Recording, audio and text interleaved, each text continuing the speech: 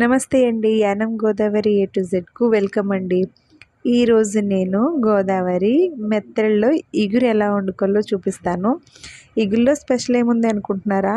ఈ చేపలు వండంగానే విడిపోతాయండి. 2 బద్దల కింద విడిపోతాయి. అవి చూడడానికి అంత అందంగా అనిపించదు వడ్డించుకునేటప్పుడు.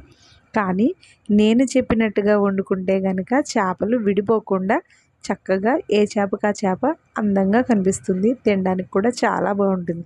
ఇంకెందుకు ఆలస్యం, ఈ చేపలను చూసారు కదా ఎలా చేసుకోవాలనేది చూపించలేకపోయాను. కానీ ఇగో ఇలా తలా తోక తీసేసి కడుక్కోవాలండి.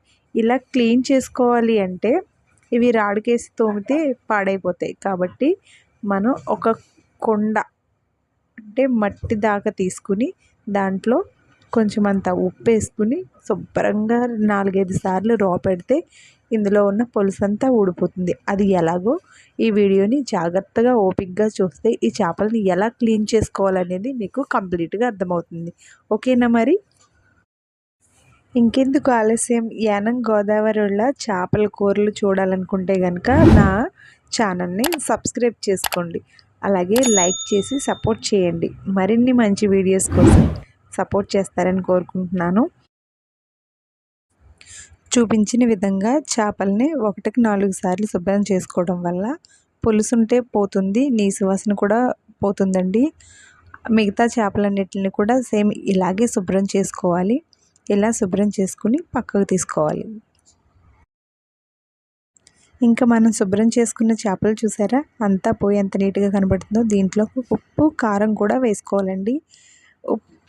ఉప్పు వేసిన క్లిప్ అయితే మిస్ అయిందండి. దీన్ని కలపడం కూడా ఆ క్లిప్ మిస్ అయింది. అయితే కలుపుకొని ముందుగానే ఇవన్నీ రెడీ చేసుకుని పక్కన పెట్టుకోవాలి. ఇంకా ఈ కూరకు కావాల్సిన ఇంగ్రీడియంట్స్ పచ్చిమిరపకాయలు, ఉల్లిపాయలు, జీలకర్ర.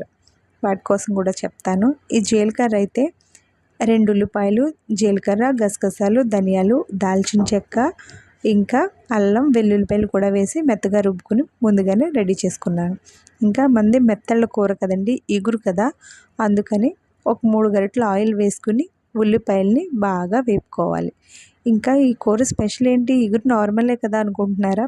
ఈ కూర స్పెషల్ ఏంటంటే ఉల్లిపాయలను బాగా దోరగా వేపుకుని మసాలాను కూడా పచ్చివాసన పోయే వరకు వేపుకున్న తర్వాత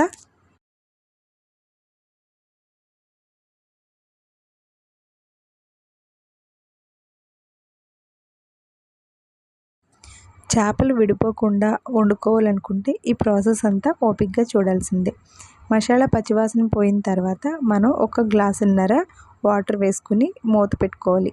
ఈ వాటర్ ఈ మసాలా అంతా సలసల మరిగే వరకు, పొంగొచ్చే వరకు మనం చూసుకోవాలి. ఆ తర్వాత మనం ఉప్పు కారం కలిపి పెట్టుకున్న మెత్తల్ని వేసుకోవాలి. అన్నిటినీ వేసేసుకున్న తర్వాత కొంచెం నెమ్మదిగా కదుల్చుకుంటే సరిపోతుంది. గట్టిగా తిప్పినా విరిగిపోతాయి కదండి. నేనైతే ఫాస్ట్ ఫార్వర్డ్లో పెట్టి చూపిస్తున్నాను.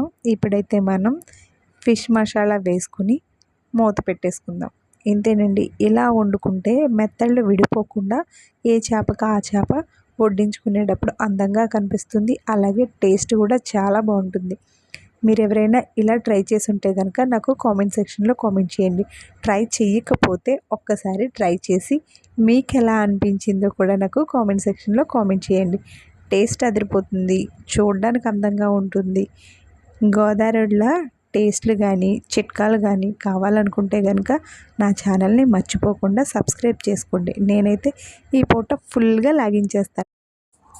నేను చెప్పినట్టు వండితే అలా వండితే ఇలా ఉంటుందండి. ఏ చేపకి ఆ చేపే ఉంటుంది, విడిపోకుండా ఉంటుంది. అలాగే ఇగురు కూరలో ఎప్పుడు కూడా తక్కువ నీళ్ళే వేసుకుని వండుకోవాలి. ఎక్కువ నీళ్ళు వేసుకోవడం వల్ల చేపలు చివిడిపోతాయండి. అలా కాకుండా ఉండాలంటే చెప్పినట్టు ఫాలో అయిపోండి.